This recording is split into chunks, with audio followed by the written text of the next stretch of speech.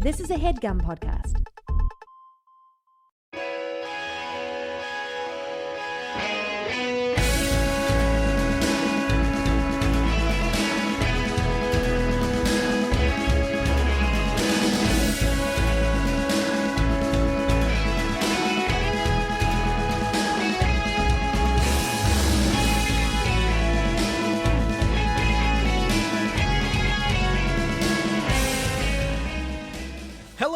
Welcome to MELR0210, and please remain indoors. This is our quarantine sideshow where we talk about, on Mondays, we talk about Beverly Hills 90210, and on Thursdays, we treat ourselves to a little Melrose Place. You know, we go around, we figure it out. I am here. My name is Steven Sadak. I am here with the whole gang, Andrew Jubin, Chris Cabin, Eric Siska, and finally, for the first time in show history, by Dylan, you son of a bitch. Welcome to the show, Luke Perry. I loved the introduction in this episode of Arnold Schwarzenegger as the gym teacher. All right. Climb the rope. Go ahead. Get to the very top. I am doing a fitness class for George H.W. Bush to get that's it, no more fat kids. Ah, yes, the presidential physical fitness test. Long-standing enemy of everyone on the We Hate Movies podcast. I don't know, man. As a kid, I dreaded that day like no other. Oh, dude, absolutely. And I just fucked around the whole time. You should be unsurprised about that. I would, run the track backwards, you know. I think those were my first panic dreams. Well, the nights before those. Cabin, what were you more afraid of? The pull-ups or sit and reach? You know what? The pull-ups, because there was no help in it. It was a lost game already. Panic dreams. We call those dreams these days. Yes, that's just normal. We are talking about The Green Room, Episode 3 of Beverly Hills 90210. Original air date October the 11th, 1990. I just want to Green Room. You got some kids that are surfing and drinking booze behind the green door. Oh, yes, and me, Patrick Stewart, noted neo-Nazi. Oh, I'm running this VFW hall where we're having all of these racist hardcore shows. All right, Steve, do you want to get your red laces? Okay, sick 'em puppies. All right, everyone has to go except for Scott and Steve. Yes, and you have to be out the door first, David. Oh, man. This is the first proper episode of the show. The pilot was like kind of a TV movie, which was, it was a pilot, but it was like a special two hour situation. This is a full-on regular episode of 90210, and some things have changed. We have a brand new house for the Walshes, and this fucking theme song, which doesn't last long but is hilarious. Dude, this theme song, I got a couple of thoughts about this theme song. Please. One, this whole, oh, it's cold out in Minneapolis and we're delivering the mail to... Oh, what's that? Santa says it's a forwarding address to Beverly Hills. Fucking hilarious. Well, I feel like in whatever pitch meetings or whatever there is, the postmortem of the pilot, somebody was like, I just don't get this 90210 thing. What is it? Who is 90210? Is that how much money they got? Larry, it's your own fucking zip code. You live there, sir. Tell me them in Christmas terms. Dude, I guess because it's doing the contrast, snow in Minnesota, sun in California, and I guess it's just trying to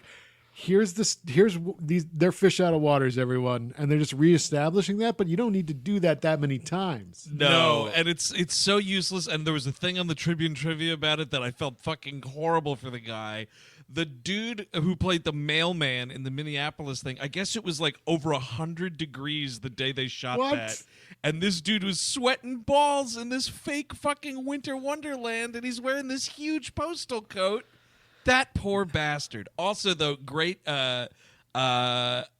Luke Perry right in the fucking opening credits. We did not start this guy with and guest starring Luke Perry. He's fucking right there. But hold on a second. What's that, everybody? Scott made the opening credits. That was a big surprise. And then my third and final thought on the opening credits. I love the bookend of, well, now we're in Beverly Hills, so guess what? Your mail carrier's a babe. It is great. That old bastard died, and now it's been replaced by a sexy, sexy mail carrier lady. Luke Perry, really, it's an uppercut once you see his face. Oh my God. God. It's like, man, okay, here we go. Now I like this show. And Let's do it. his like first scene that we sort of briefly touched on already is awesome. I mean, this guy comes into this show like a fucking force of nature.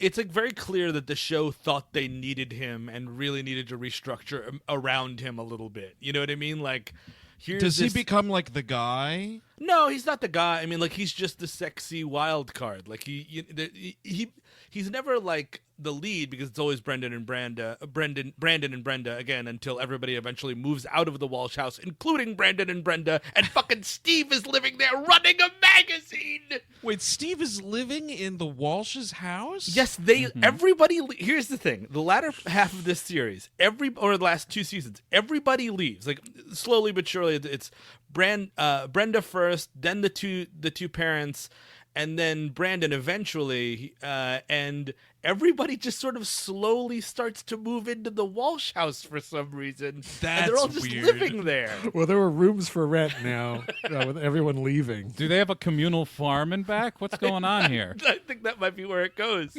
I think it's like, sounds like a David Koresh-ian type of thing. Now, Steve, Welcome to Walsh House. Steve, you have said before that on your most recent rewatch, you guys stop when who leaves the show? Luke Perry himself? When Luke Perry leaves, it's really just, I mean, like, because obviously he's the most interesting actor on the show by a country mile. But you've actually seen the other shit though, like you've watched it at least once. Yeah, like once that all sort of started, this ran to 2000. So what? I'm in like beginning of high school. It was on in the background. It wasn't appointment television anymore, but like. Gotcha.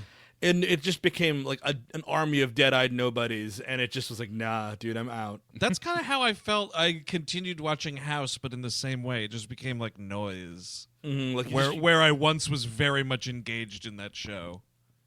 So yeah, we start yet again. We're waking up. It's time for school. Brandon has a sexy, sexy dream. Yeah, dude. Episode 3, The Wet Dream, is what this should have been fucking called. This fucking shot of him in the wave with like the two, it's like from a Kenneth Anger film. It's beautiful. I was stunned. It's something by the fucking Kuchar brothers, Kevin. The fucking corniness of this thing. It's like they have this poor bastard in some sort of like plastic tunnel with water falling on him, and they're like, amazing. Yeah, you're surfing. Jason, don't worry about it. You're surfing right now. And he looks like he's in a fucking spaceship. Jason, help her. Oh, God. A spaceship would be awesome on this show. Well, he should be, he's dreaming that he got abducted by aliens, but it's just the residents of Beverly Hills. And then he's trying to find out, then he's like, no, it actually happened. This is just missing time. This is what the aliens do to us. And then he writes that for his editorial. And he's woken up by a sexy babe who happens to be his fucking sister. And yet again, we have to start every episode with Brandon showing his erection to his twin sister. You're right. This episode does pretty much start with do I look good today, Brandon? Oh, you look great, Brenda. Yeah. Oh, you look so good, Brenda. Speaking of looks, the mullet is dead. Hold on. We're getting news out of Dallas. As of 4:35 today, Brandon's mullet is dead. His sideburns are en route to be sworn in right now. My God, it's only been 45 minutes. There's another call coming in. The mullet of Steve Sanders is also gone. Yes, absolutely. Dude, they took a fucking weed whacker to that guy's neck. I want to see the Barber film, like Zapruder film, Barber film. No. We're not gonna play taps for Sanders. No. That could just go. I will say also, Brenda, I don't know what the fuck they did to her bangs, man, but it is a wild ride. She looks like the lady from The Incredibles with this fucking haircut. It's terrible. It is a very, we were talking about Beetlejuice at some point, I think actually on the Melrose Place on Thursday. This is a very like Beetlejuice-esque haircut. Yeah, you're not wrong, dude. This haircut attended the wedding at the end of that movie. So we get to school, and Scott and again it's the first episode, like we're resetting everything a little bit, not by much. We find out Jim Walsh is on vacation. He's away on business. He's in Chicago. It's so cold there. I don't know if you guys know this. It's cold in the Midwest, but it's actually very warm on the West Coast. Is that right? That's interesting. Interesting stuff. That's something. Huh. She's like 12 inches of snow. My goodness, Jim. Oh, jeez. I believe that's what intellectuals call a contrast. Is this starting a thing, Steve, where she's like secretly unhappy living in California? Yeah, that's kind of her arc for the first season when she got arcs, when they were like, is she a character? And then like, nah, dude. Gotcha. Because there is, I don't know. I hope you see the footage at some. Well, there's not footage for what I'm about to say, but there's a shot of the Walsh parents in the opening credits where it looks like James Eckhouse is about to get a beach. I'm just saying. So I hope that the Walshes patch it up, man. It is something else. Him being so much in that intro, and I still have yet to meet the man. It's crazy. He's fucking getting sucked off. He's playing basketball. It's nuts. He's got the Casio keyboard going. It's a fucking like Viagra commercial. So wait, what is the shot? Is he like lifting a blanket or what? Yeah, what shot are you referring to exactly? No. There's just a shot where the two of them are on the couch and he fucking like pounces on her. Well, Cindy. She pounces on him rather. Well, Cindy, I didn't take it out for air. Steve, I'm trying to remember here. What what basketball team does Scott root for? Oh, it's the Los Angeles Lakers, Andrew, and I'm glad you brought it up because he is dressed like a fucking alternate for the fucking cheer team. It's ridiculous, dude. Like, they must have been licensing this. It's just too much NBA merchandise. It's the hat. The thing is, you could wear the hat or the shirt. I think we talked about this last time. We have to keep talking about it because it's Scott's only feature, and it's just him, and he's got the shirt on. Like, no matter what, you can, even if you're going to a game, it's a hat only or a shirt only, and that is it. You have to pick one or else you look like a total fucking asshole. I'm sorry. It's just the way it is. The Magic Johnson sweater I thought was pretty sharp. Well, the thing about it is, like, you can have, I would say this, I would allow for a hat and a jersey situation. Maybe. But what he's going for here is the hat, and then it's like, it's a T-shirt where a lot of the players are kind of drawn like cartoon characters. Yeah, it's a like caricature of Magic Johnson. Yeah, he got it on like a fucking bad boardwalk or something. But we do get a New Order T-shirt in this episode, which helps balance it out a bit. I want David's season 1 wardrobe, like, pretty badly. Absolutely. I got to tell you, like, he's supposed to be like a dweeb in these first couple episodes and whatever. But I want to be friends with David Silver. He's got great taste in music. He seems like a goofy, like, nerd computer kid. I don't know. He's probably got a lot of Nintendo games. But then you got Scott hanging out, dude, and, like, his main is Zangief, and he knows all the moves. Yeah, you're totally right. Oh, wow, another pile driver, huh? And he's just talking your fucking ear off about his imaginary nightclubs. Oh, dude, and all his that is fucking the thing. architecture dreams. Thank you, Chris Gavin, because Scott, not only, his one feature is being a fan of the Los Angeles Lakers, but his second feature is using his imagination. For nightclubs. Holy shit, that was the fucking laugh of the episode. I gotta tell you, man. Like, and it's good that Dylan steps in here. It shows that he's a bad boy, but he's actually on the right side of things. He's not a jock asshole, et cetera, et cetera. We do a lot of work in this scene.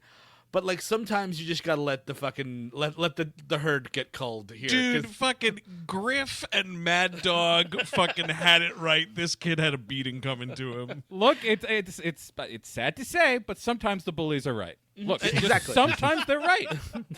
So we cut into computer class, which is also robotics class. Okay. Well, this was Cabin, did you have this in our middle school? So we took they called it technology class. Yes. You guys were building robots, dude? Well, you did like, rockets and shit, but what he's doing here is like, I remember doing this. It was like, you did a little computer program and the arm would build like little Lego things and like move shit. Oh, wow. We totally did this, yeah.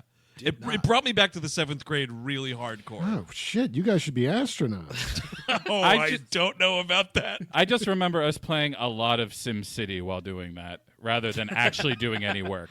Oh, shit. You guys should be like city planners. Oh, yeah. So speaking of city planners, Scott is not doing what he's supposed to. He's like working on something he was working on last night, which is an imaginary nightclub. And Brandon's trying to be nice. He's like, "Oh wow, man, that's pretty cool." And he's like, "Yeah, man, I've never been to a nightclub before. I always get carded, so I just made one up in my imagination." Dude, you know what, Scott? Maybe if you didn't look like a 12-year-old and constantly wear basketball paraphernalia, you'd fucking get into a club. Well, if he wasn't designing this club, he'd be like killing animals in the backyard. Yeah, So that's this is true, probably true. Oh, sorry, Dr. Bus. The forum is that way. But yeah, so these two bullies show up, and a very rare bully sighting. It's not a bully-centric high school here at West Beverly High. And these two jocks show up and start like fucking with Scott, and Brandon, rightfully so, is like, "Well, I'm just gonna let this happen," and it's like, which was my high school maneuver, which is nobody told you to get noticed. I'm bearing witness. That's what I'm doing. And then Dylan finally stands up and he's like, "Hey man, why don't you?" It's not even like leave the kid alone. Like he is being super aggressive, and these kids are terrified of a 5'9.5" Luke Perry. Dude, it's awesome though. He's like, I'm not having a great day. In fact, I'm feeling a little hostile.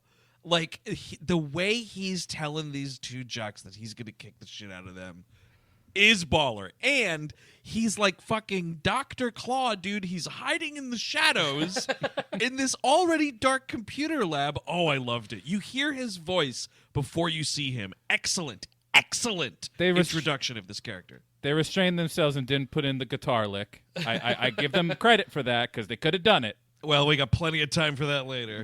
I understand why those bullies felt threatened, because he looks like he's part of the faculty of this school. Yeah, totally. The teacher's gonna get me in trouble. Yeah, it's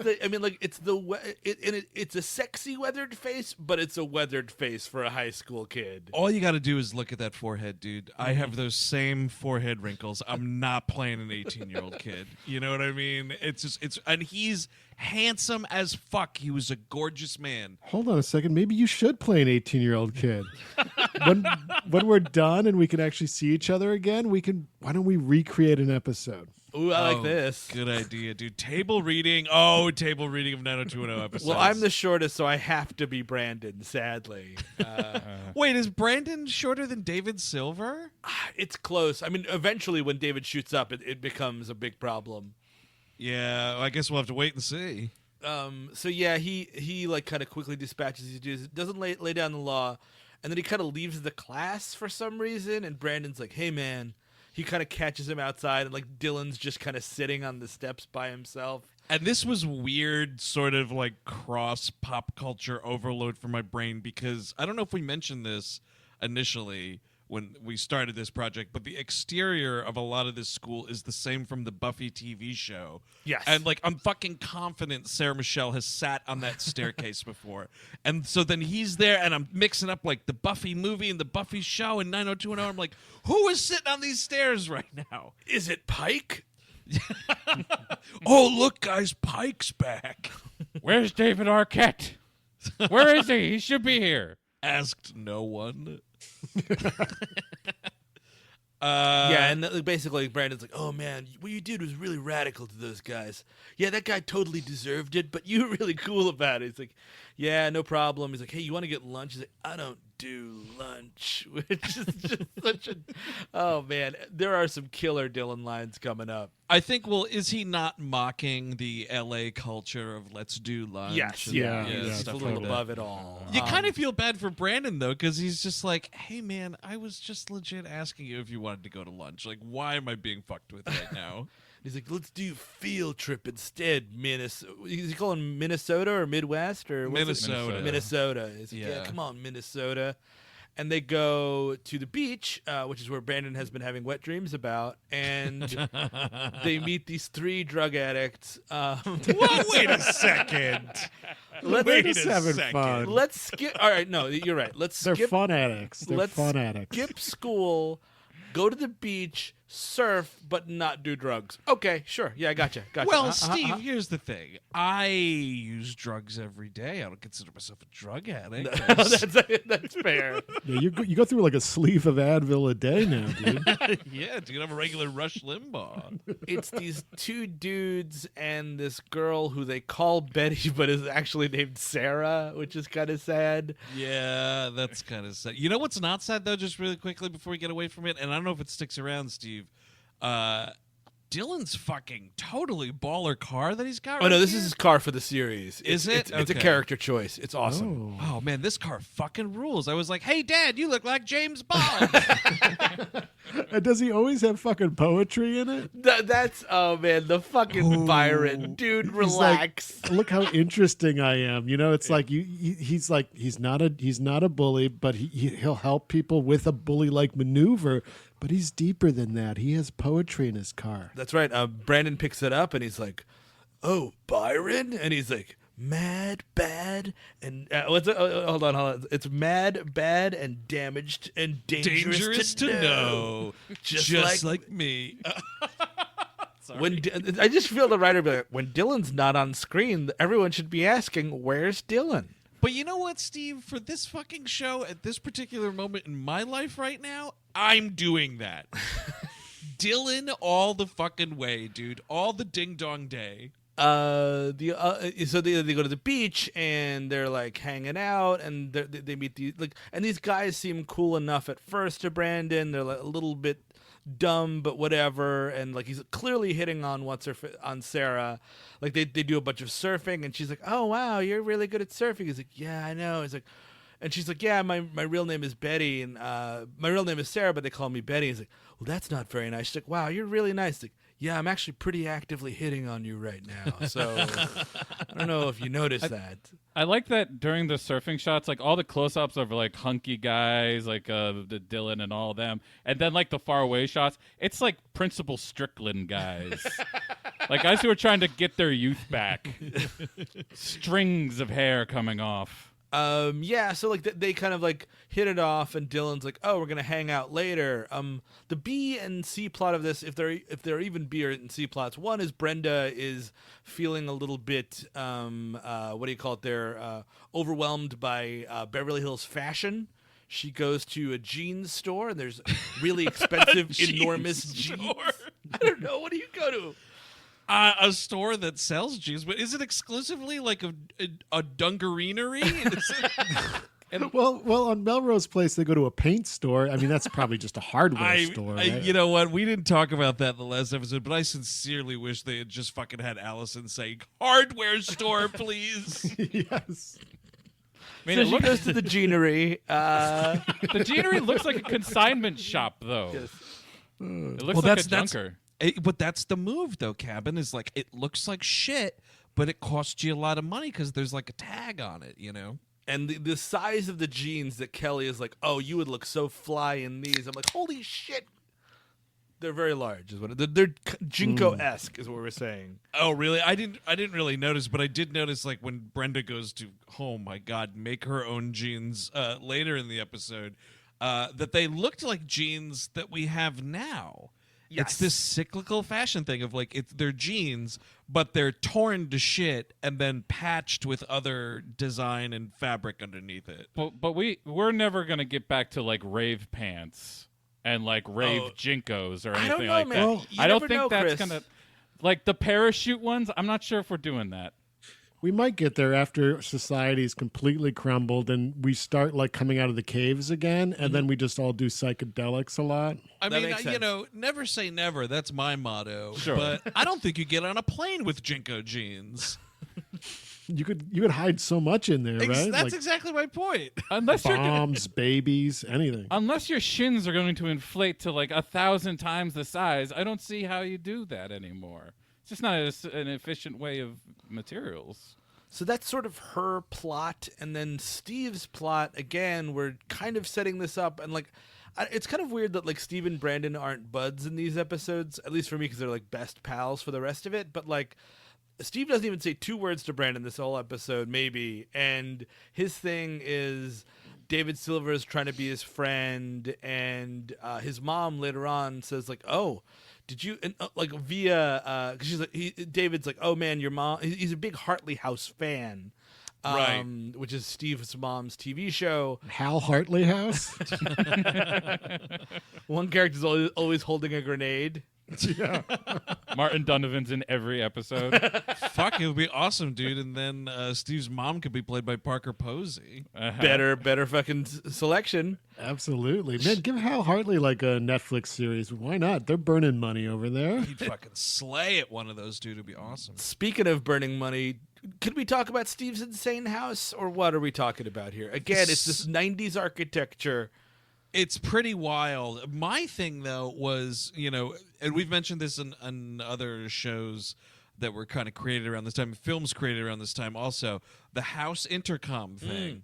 But I wanted it to be a video situation because it looks like Ian Ziering was like looking at something while he was talking to his mother, but you don't see like a you know, view screen or something like that with this woman's visage on it. He was looking at a cue card. All right, Ian fucked it up again. Just get the cue cards. I know it's a filmed show, but I don't care. Mother, I will be down for dinner in the next 5 minutes. I am coming soon to see you. And we get our series, or at least the first couple of seasons, mission statement, which is having money and being from the West Coast makes you a dog shit person, because like nobody has time for their kids. Steve is like talking to his mother through an intercom. He's watching her TV show to be close to her, et cetera, et cetera. This was interesting because, you know, he was telling people at school he doesn't watch it, but the truth of the matter is he does. Well, my question about that, and that's a great point because I didn't think of it that way, but is he or has he been watching it like you're suggesting, Eric, or is it a thing where because David again in an earlier scene is like, your mom, the episode that was on last night was blah blah blah blah blah, and he's like, fuck off, nerd. Was his curiosity piqued by that interaction with David Silver? I think it's the Maybe. former. I think it's just he's so hard up to be with his mother, et cetera, et cetera. And he doesn't want to admit to watching it to anyone. Probably. That's like triple sad, you guys. Dude, It's a Steve gets sad world. This whole everything out there on the West Coast portrayed in these shows is just sad and awful. and yeah, so like his mom actually says over the intercom, like, oh, you know, there's a new student named David Silver. You've got to be friends with him. His father is a producer, Mel Silver, who can help me out with a big role. And he's like, I guess so, Mom. And then he's like, the thread is he's kind of nice to David, but then he finds out David's dad is a dentist, and it's like, oops a doops, anti-Semitic slip. Yes, but it's kind of weird because I was thinking about this, like, the mom is the one who instigates this whole thing. Steve Sanders doesn't mention anything to her. Yes, it's weird. So, like, how the fuck does this lady It's know bizarre 'cause that there's a David Silver in his class and whatever else? And then she knows to like use her son as like a child soldier to accomplish her will. Well, that's the part that comes naturally. I'm not questioning that about this character. I'm just saying it's weird that she knows that Steve Sanders has been associating with this David Silver kid. How she then fucks that up of like this movie producer also has a son named David. I don't know. Maybe it's just more anti-Semitism. She's going to get a very mean call from her brother Bernard. You know, I heard there's a new Jewish student at your school. He must be a movie producer. Jewish kid, eh? Hollywood royalty. So that's like that story. It kind of goes nowhere. It's just kind of like keeping these characters at least in your mind. But the whole thing is Brandon. So Brandon sneaks out at night. He says he's going to go studying, but he actually hangs out with Dylan on the strip, which is sorry. No, please. But here's a big issue with Brandon's lie right here. So Andrea, has assigned him this like profile that he has to write. So there's this really horrible scene where Mrs. Walsh is preparing what she even refers to as our big feast or something of the like, because James Eckhouse was supposed to return home from Chicago and they were going to have a big family dinner. And then Brandon is like, oh, no, I've been working on this profile and it's, I'm hard hitting the typewriter, whatever he says. And he's like, so I think just a couple more hours at the library should do it. And I'm like, dude, this profile is about you. Why do you need to go to the library to do research about you? He pulls a book off the shelf that says The History of Brandon's. Brandon's through the ages. Yeah. Well, also there's that weird Dylan interaction where he's like, hey, I'm Brandon Walsh. He's like, Scotch or Irish? I'm like, what's the answer that's going to stop this conversation, Dylan? Yeah, I don't know what that's supposed to be either. But his response is exactly what you want it to be if you don't know the outcome for either answer, which is a little bit of both. Yeah, don't fuck with no Scots, Brandon. See you later, bro. Yeah, nice to meet you. You got your family tree?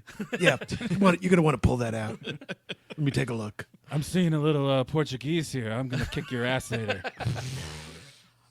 So yeah, they're hanging out on the Sunset Strip, and Brandon is like, is this the Sunset Strip? And he's like, that's the tourists call it, asshole. And he's like, I'm just trying to hang out here, man. I just moved here. Could you give me a little bit of a break? I was like, well, so what do they call it? Is it just the Strip? I mean, answer him. I hate when that happens. It's like, oh yeah, only assholes call it that. I'm not going to back that up with what us local people call it. Us locals call it the Sunset Strip.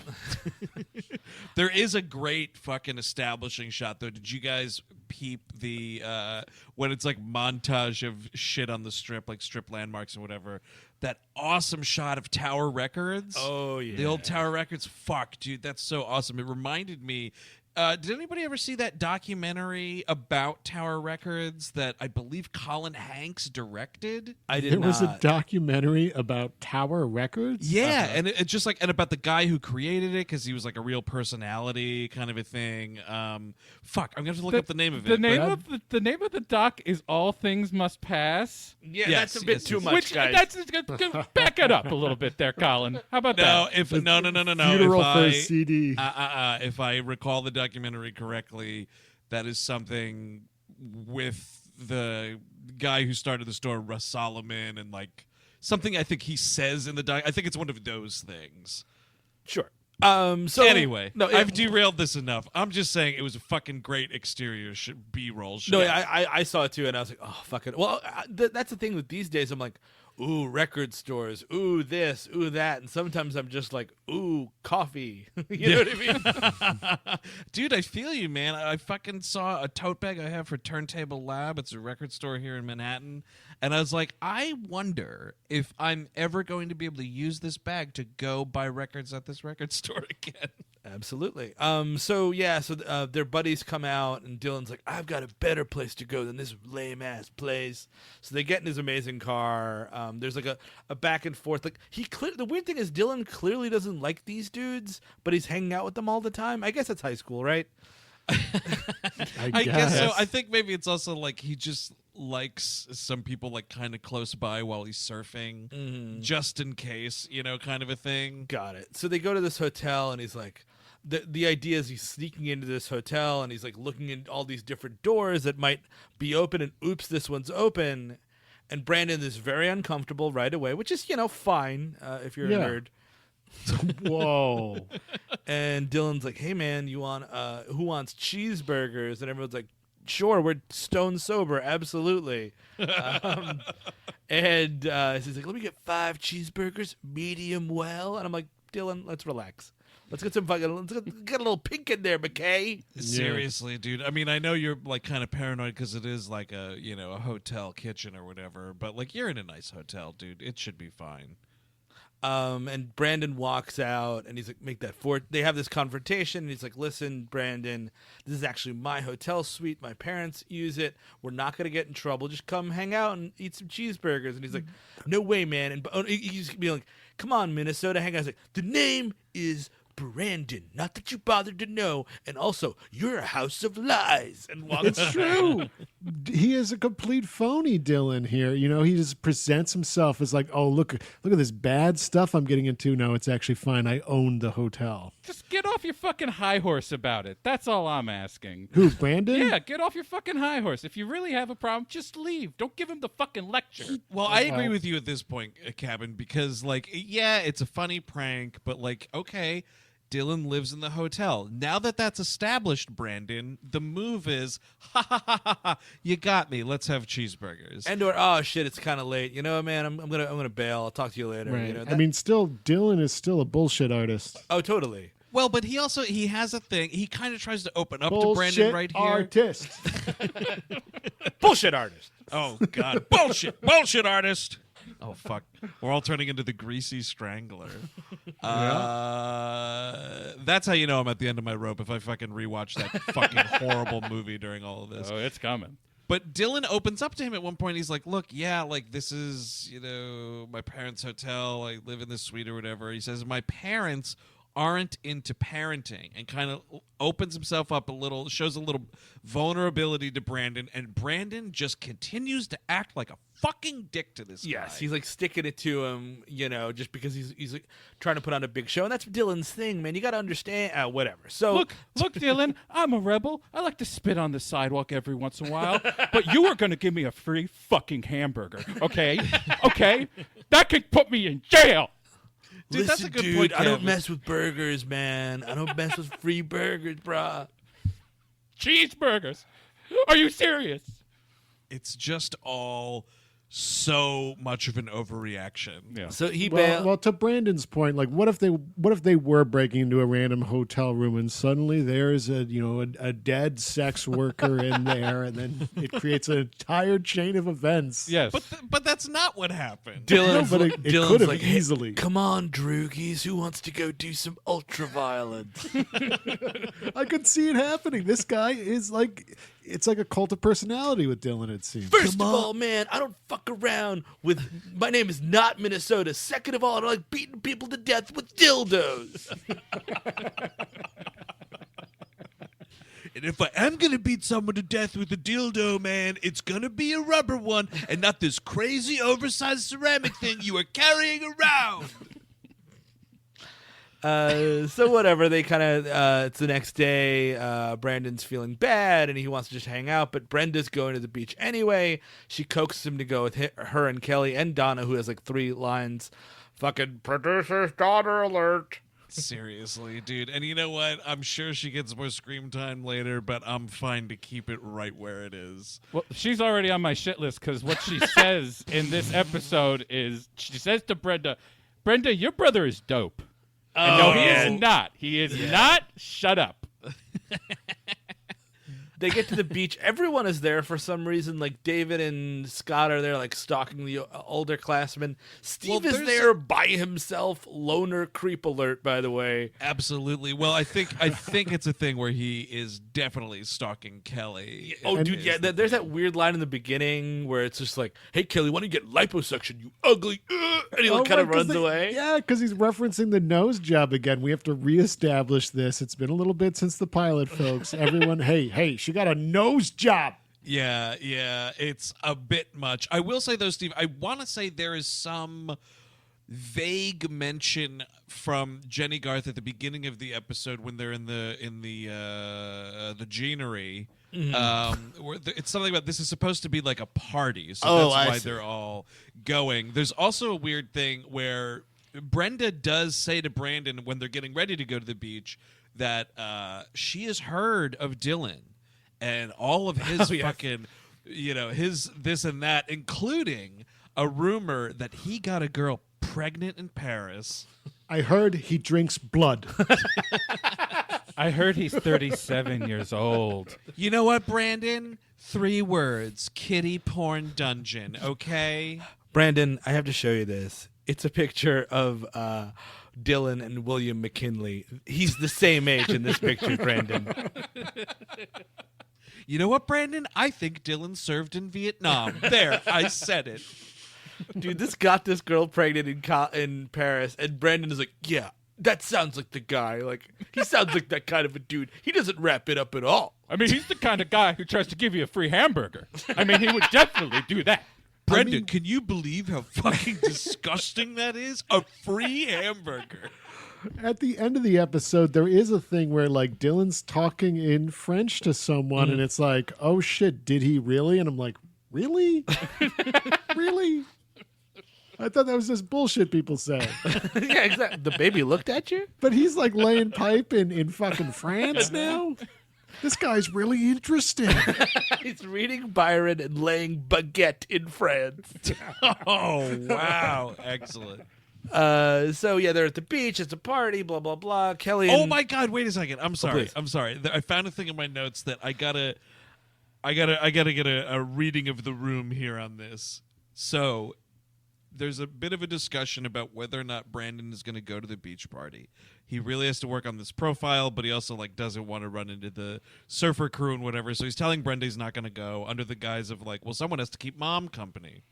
While they're having this argument, Kelly pulls up and honks the horn, and they look out, and Brandon sees the car that she's driving, like this fucking sick convertible, and goes, "What'd I do with a car like that?" Mrs. Walsh's response while looking at fucking Jenny Garth, a 20-year-old Jenny Garth, is, "What'd I do with a daughter like that?" And I was like, wait a second. I think What? I think the line is supposed to be like, "Oh, that Kelly, she's dressed inappropriately. I would tell her off," but it sounds a lot steamier than that. Absolutely, dude. And I was like, oh no, this is another fucking patient zero for Brazzers tabs right now. Holy Lord. I don't know if I read it into, you know what? Now that you say it, you're probably right. At the first I was like, yeah, whatever TV show.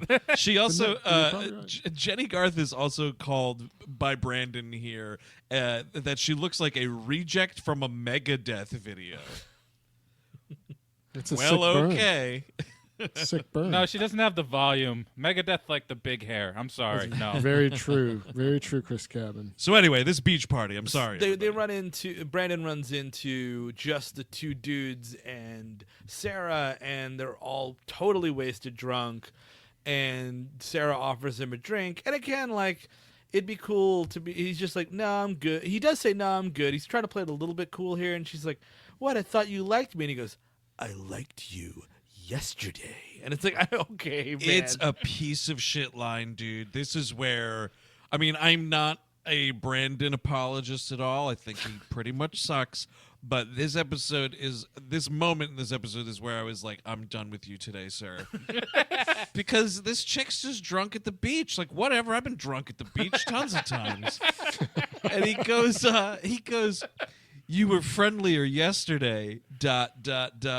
You were also sober." Oh yeah, that's it. Fuck you, you piece of shit. That's true. Fuck that. It's so condescending. Oh man, don't tempt me with being drunk at the beach right now, Andrew. Seriously, dude. So they kind of split up here. That he kind of says some shitty things to the other two dudes. And then like she goes in the water and like completely wipes out, and Brandon saves her, gives her mouth to mouth, etc., and he tells Brenda to call 911. We cut to the hospital.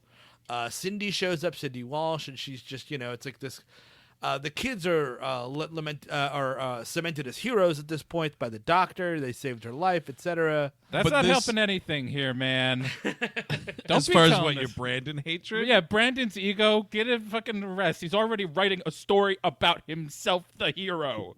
Listen, I was too busy laughing my tits off to get mad at anything right here because this doctor, I just realized, actually has the line of the episode because Mrs. Walsh like runs around the corner and she's like, "Oh my God, my babies." And this doctor is just like, "They're fine. They're also heroes." Oh, I fucking lost it. Oh, just calling someone a hero like that. It was great. And, there's yet another, there's like this happens 5 times in this episode. It's just the Walshes sitting in this hospital like, man, it sure is different here in Beverly Hills. It snowed back home. You remember that? They don't have hospitals in Minnesota. No, or So much nor better. alcohol. Oh, jeez. Mom is dead fucking around. Well, He has to be, right? well, He's in kids, I don't Chicago. know. I just don't know. Yeah, he's going to Chicago. Like, yeah, he's wrapping up that secret family really quickly. Yeah, totally, dude. I know what he means when he says he had a fucking Portillo's dip. It means he has to snuff out his his other family in Chicago. He murders them. Total Chris Benoit style. And then catches the red eye back to L.A. The real red eye. Yeah. He bought a movie ticket when he was killing the family, though. So.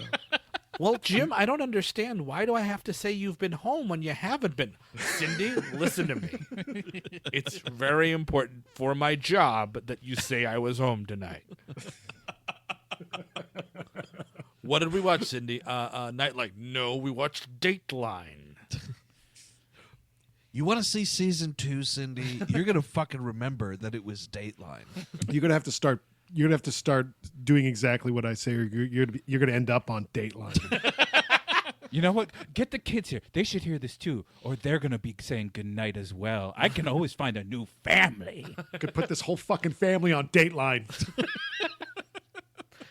So the next day, Brandon goes back to the beach. He confronts the 2 dudes, and he calls them scum, which rules. This dude's response was the line of the episode for me because he goes, "Excuse me." Well, because Brandon's like, "Oh, where's Betty?" And they're like, "We don't know. We left her last night." He's like, "Yeah, you don't care either, you scum." And that's what he goes, which is so good. And then like Brandon starts to get the shit kicked out of him by these guys. Dylan breaks it up.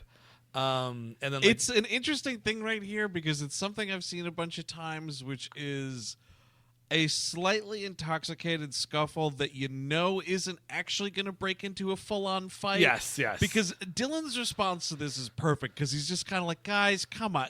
Look, you're just shoving each other. This isn't a fight. Just stop.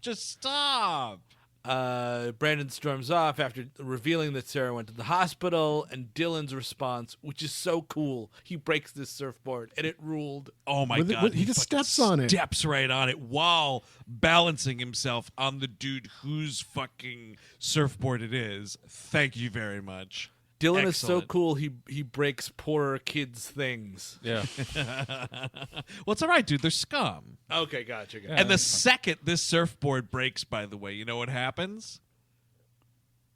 Killer fucking guitar lick. Oh, yeah, that's right. At the moment of cracking, too. It's like...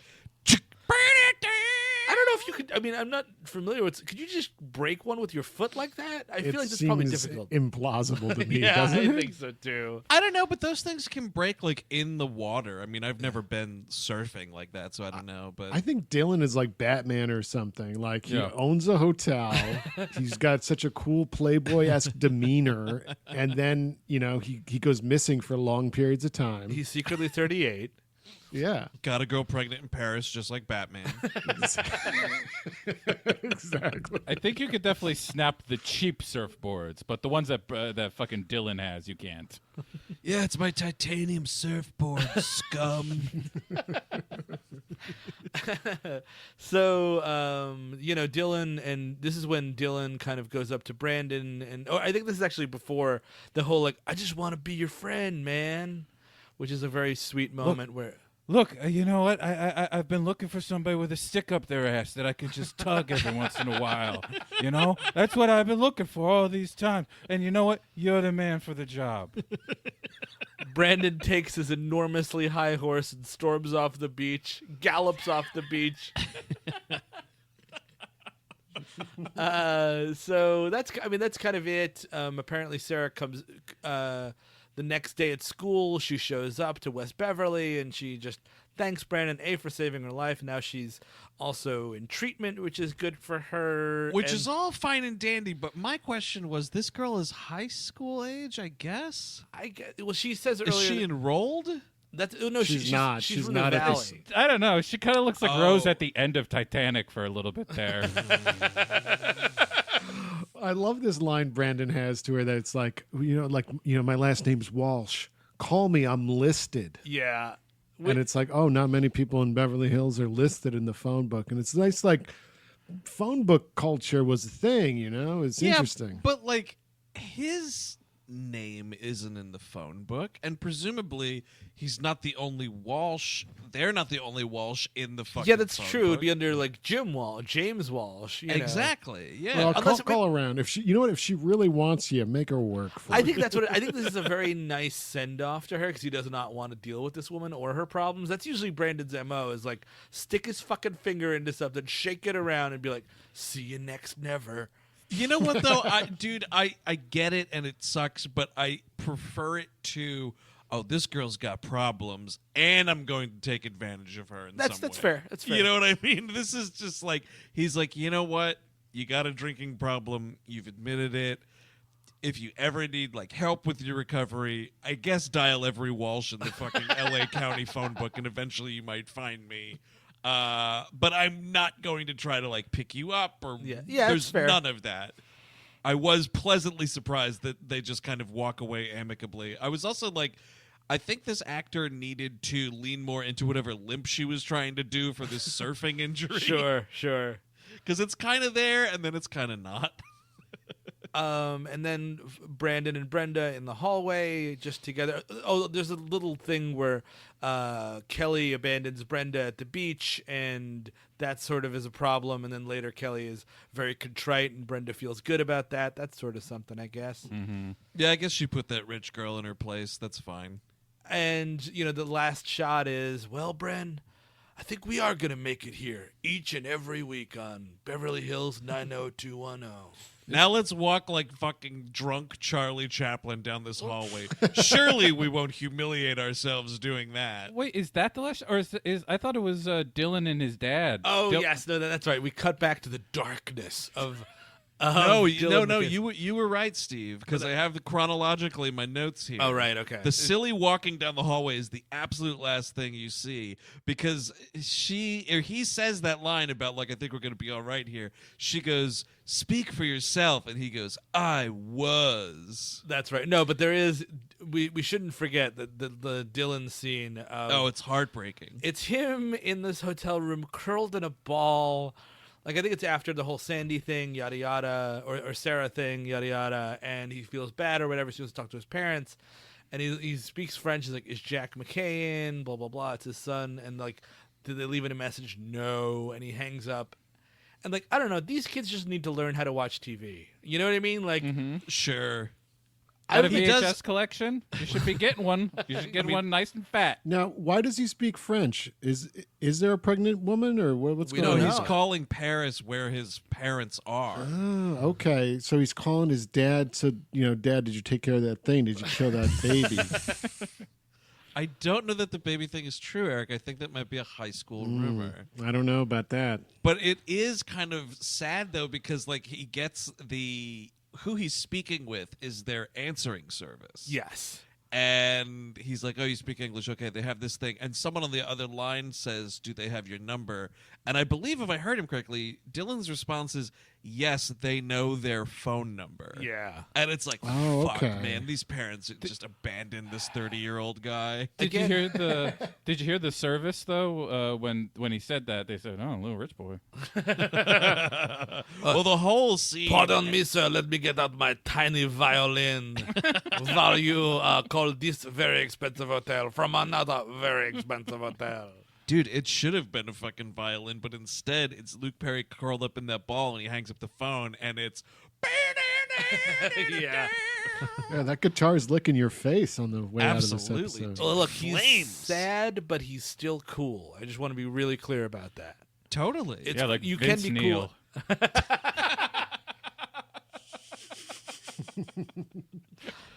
That's kind of our second episode. Any parting shots here? But I guess a way to continue this as we kind of really get into these series, I'm going to ask how excited you are for the next episode. Just we'll go around. Start with you, Andrew.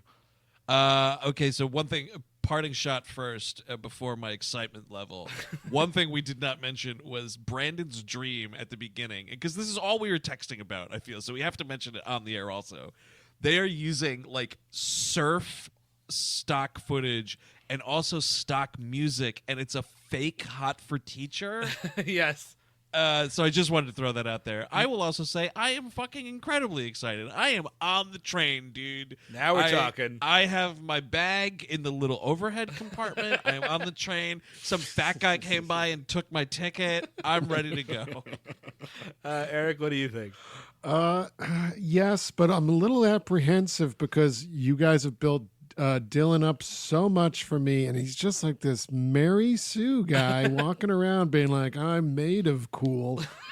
So I am still very excited, but it's almost making me like, what's Thursday talking about on Melrose? Let's see where that series goes. You want to hang out with the adults for a little bit? Maybe. Well, We'll soon see. enough, Eric, I will say I don't think it's this week's Melrose Place episode, but next week, guest appearance by one Mr. Zach Galligan himself. It's very exciting. They let the gremlin out of the basket. Christopher? Yeah. I mean, now that Dylan's here, Jesus. That's Before right. the fucking Brandon show before. No, thank you. He's nice, Chris. He sucks ass, Eric. Stop He's it. just a nice guy. Try to do what's right. He's a piece of shit, and he's high on his own supply. So fucking stop it. Yeah. Steve, he's our awful. plan is working perfectly. They'll kill each other. Yes, I am obviously very excited. A parting shot for me is this episode also has some Brandon making Andrea smell it once again. Oh, dude, she has a horrible line at the end of this where she goes, "Yo, Ace." Yeah, she's just really trying. She's running for girlfriend, and it's just the votes are not looking good. Dude, it is a mathematical impossibility at this point. Most precincts have reported. Steve, I do need this spoiled for me though, because it is just so fucking sad. And I'm watching this on CBS All Access through Amazon. The picture that they have for the first season, you know, everybody's kind of like paired off. It's not a first season photograph. Sure. Mainly because you can tell Brian Austin Green looks like a grown adult in the picture. But Brandon is hugging Andrea. That's like friend hugging stuff. Yeah. When we get to the big theme song proper, where it gets really cool, which is probably what I can close my eyes and know exactly what it looks like. Like there's just a lot of weird pairing off, and I think they just sort of paired them off together. It's always a will they, won't they, and the answer is they won't. Is she getting it wet though elsewhere? She is. I think the quarantine won't go this far. Eventually, You never know. She gets knocked up. She's the only one to have a kid, and then she leaves the show, which I think is because she, as a woman, as a fucking at that point in her late 30s, was pregnant and couldn't ride around it. That's kind of how that went. Gotcha. All right. That's Still on board. Still on board. Okay, so I'm obviously very excited, and I'm excited for you to be excited, dear listener. This is the rest of the week. Going up tomorrow, you get a nice prime preview of our Patreon. That's a lot of alliteration. We're releasing a previously locked up episode of Man on Steel, the Zack Snyder Superman episode, which people really like. Very few of you have heard that because very few of you are Patreons. So a lot of you get to hear this episode for free. It's going to be really exciting.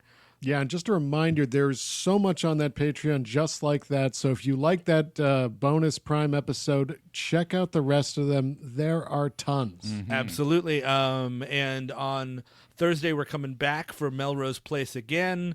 So yeah, we're having a blast here during quarantine. No, we're not, but we're pretending we are. But we hope to be back to normal soon. But yeah, thank you for sticking around, and we will see you next time. Until then, I've been Steven Sadak. Andrew Jupin.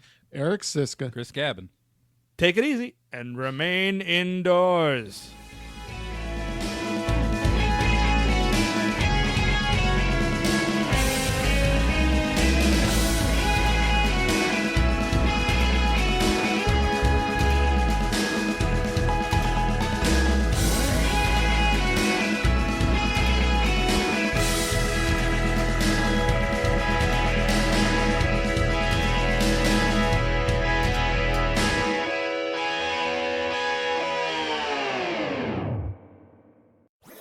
That was a HeadGum podcast.